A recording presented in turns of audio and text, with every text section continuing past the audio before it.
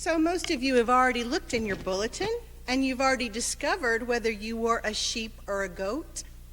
Did you like your designation? Were you surprised? Do you think you got the wrong bulletin? Are you pretty sure who should have gotten the one you have? Surprise! We've been in the Gospel of Matthew now this whole season of Lent.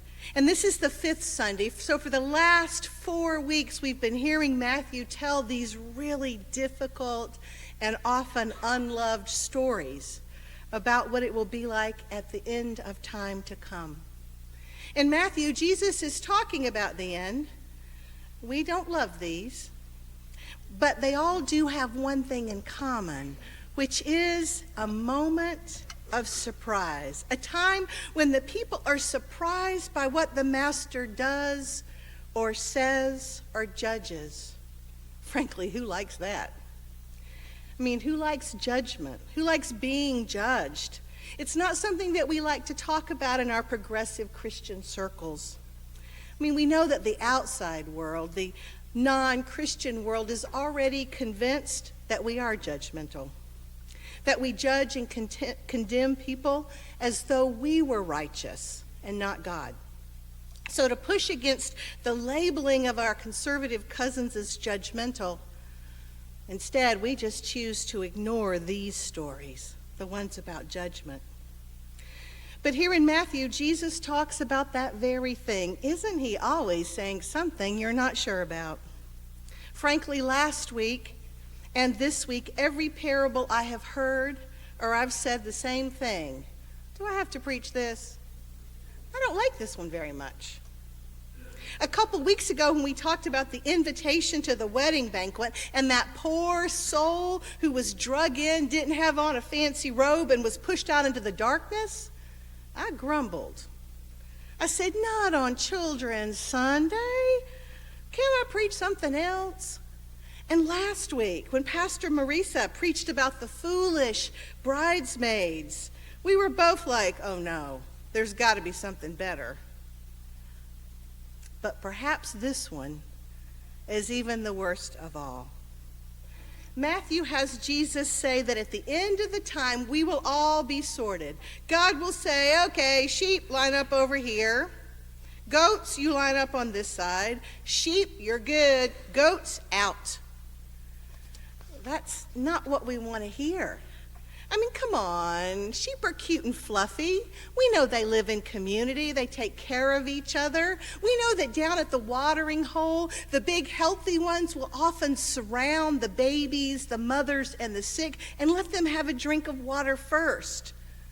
Sheep are good. And what about goats? Well, I mean, yeah, they're independent. They like to take care of themselves. They sort of look out for themselves more than they look out for each other. They have no desire to have a shepherd. They aren't really as herd animals like sheep are. So if Jesus had just simply explained these differences as metaphor and stopped there, we could all be downstairs now having cookies. But this is where that parable turns. The goat and the sheep get sorted, and then both groups discover that they have been seen, that God knows them, has been watching them, and they are both surprised. Both sheep and goat, not just one. Jesus tells them that when they cared for the broken and the hurting, that they cared for him. And that's the judging. When they did not, they were not caring for him, and they were being watched. Don't you just want to be like a 5-year-old and stomp your foot right now and say, but that's not fair. If I'd have known you were watching, I'd have done better.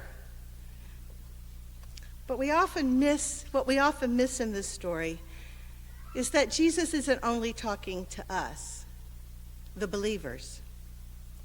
Brian Stoffergren writes that this final parable in Matthew that Jesus tells is maybe not about just Christians or believers. This is one of those that you don't have to believe. It's for those who have not heard of Jesus. Can that be true? I mean, could this last parable actually be about the unbaptized, the non-church, the not Christian folks? But wait, would that mean that they might have redemption? Sofragan and many other scholars note that the translation in this text of who is being judged is always translated as the word nations. And in the Hebrew Bible, when things are translated as nations, what it means is the non-Jews, the Gentiles out and around them. So could this parable be about judging the unchurched? Well, doesn't it make you feel a little better since you're sitting right here today? I mean, we don't really want to talk about judgment. And do we even want to talk about opening up the kingdom of heaven? Who will determine whether the unchristian have a place? Doesn't that make us uncomfortable? In fact, in another age, wouldn't I be whispering the word heresy? Heresy. The idea that there's a place for the others. There's this New Testament scholar that I really like. Her name is A.J. Levine. She's wise, she has great clarity, she's well respected, and she teaches New Testament. And she's written a great many works that I really like, but one of my favorite books is called The Misunderstood Jew, The Church and the Scandal of the Jewish Jesus. And when in that text she tells a little story, a story like a dream almost, of dying and then going to heaven. I like that because it's always the beginning of a good story or a good joke. And I find that often good stories and good jokes that make me laugh also cause me to breathe deep and to wonder. So here is her story. I've edited it for time. After a long and happy life, she said, I find myself at the pearly gates, a sight of great joy, because the word pearl in Greek really is margarita. You can see what I like about her. She says, standing there at the gate is St. Peter, and this is truly heaven, for all of my academic questions are about to be answered.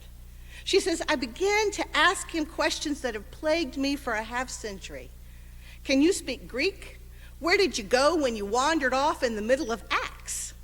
How was the incident between you and Paul in Antioch resolved? And Peter, what happened to your wife? Peter looks at me with some amusement and says, look, lady, I got a whole line of saved people to process. Go over there, pick up your harp and your slippers, get your wings and your halo at the next table, and we'll talk after dinner. She says, as I float off, I hear behind me a man trying to gain Peter's attention, and he has in his hand a red letter Bible. That's a Bible where the words that we believe Jesus said are printed in red. She said, this is heaven, and there's all sorts of sacred texts and scriptures here, from the Bhagavad Gita to the Quran, and all of them are accessible. But the only one I've noticed that's missing is the Reader Digest condensed version.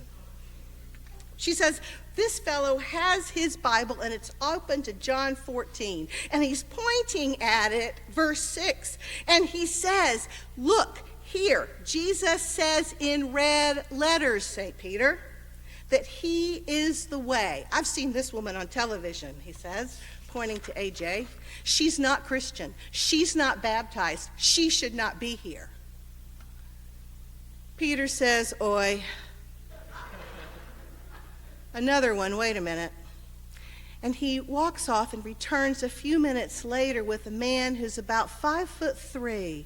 He has dark hair and eyes, and I noticed immediately that he has holes in his wrists, because when the empire executes an individual, the circumstances of that death cannot be forgotten.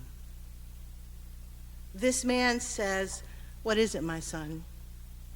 And the other guy, that one who's obviously sputtering, he says, I don't mean to be rude, but didn't you say that no one comes to the Father except through you? Jesus responds, well, John does have me saying this. But if you flip back to the Gospel of Matthew, which comes first in the canon, you'll notice that in chapter 25, the judgment of the sheep and the goats, that I'm not interested in those who say, Lord, Lord, but I am interested in those who do their best to live a righteous life, to feed the hungry, to visit people in prison. Now the man's just about to have a seizure. He says, but that's works righteousness. Are you saying she earned her way into heaven? Jesus says, no, I'm not saying that at all. I'm saying that I am the way, not you. That I am the way, not your church, not your reading of John's gospel, and not the claim of any individual Christian or any particular congregation. I am making the determination, and it's by my grace that anyone gets in, including you. Do you want to argue? AJ says, the last thing I recall seeing before picking up my heavenly accessories is Jesus handing that poor man a Kleenex to help him get the log out of his eye. Sheep and goats. We've argued for thousands of years about who is a sheep and who is a goat. But maybe like you heard before, we are all sheep and goats, all saint and sinner. Sometimes we get it right and we care for the broken and the hungry, not because of who we are, but because we have compassion and feelings. And sometimes we ignore those people who are hurting because we are chasing around after our own needs and our own righteousness. This parable says that matters. It matters what we do and how we live. And don't argue about grace and righteousness, because the gospel has never been about finding loopholes. You are never going to get enough gold stars to be assured that your status makes it so that you do not have to love your neighbor. We are never going to collect enough gold stars so that it's good enough and we don't have to love our neighbor. I don't know if we're still satisfied, us saints and sinners. I mean, some of us, well, all of us really are a little bit like furry animals. I mean, we are furry animals, but we are infused with the Spirit of Christ. I'd like to end sort of my unorthodox sermon today by hijacking an old rock and roll song. Maybe you know it. Well, I don't know why I came here tonight. I got the feeling something ain't right. I'm so scared in case I fall off my chair, and I'm wondering how I'll get down the stairs. Clowns to the left of me, jokers to the right. Here I am, stuck in the middle with you. Thank you. Sheep to the left of us, goats to the right. Here we are, stuck in the middle with Christ. May it be so.